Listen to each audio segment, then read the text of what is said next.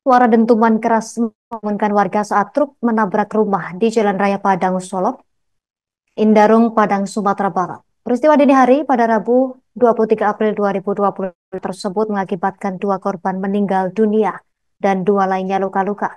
Paman korban Alfiandri berusia 54 tahun menceritakan detik-detik truk menabrak rumah tersebut. Informasi selengkapnya akan dilaporkan rekan Afdal Afrianto, jurnalis Tribun Padang. Rekan Afdal, silahkan informasi selengkapnya.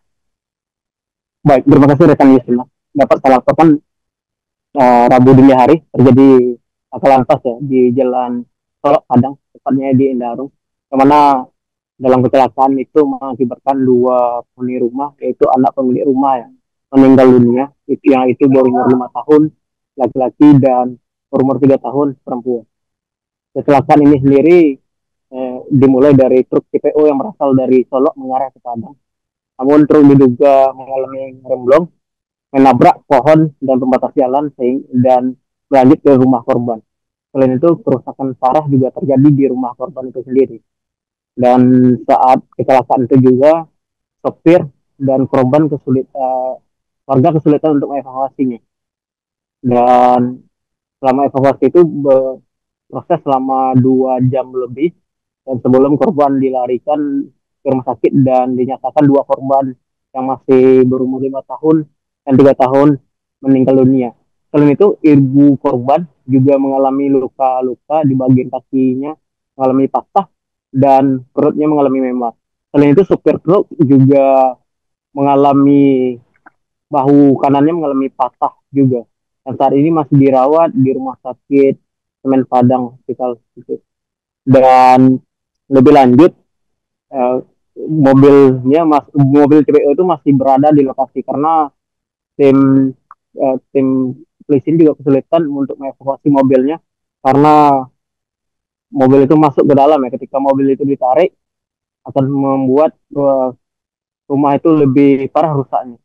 Dan selain itu, di lokasi jalan tikungan itu saat malam pencahayaan atau kondisi lampu di sana sangat minim ya, yang diduga mengakibatkan kecelakaan ini sendiri juga. Dan sampai saat ini juga sementara kecelakaan ini disebabkan oleh truk yang mengalami remblong.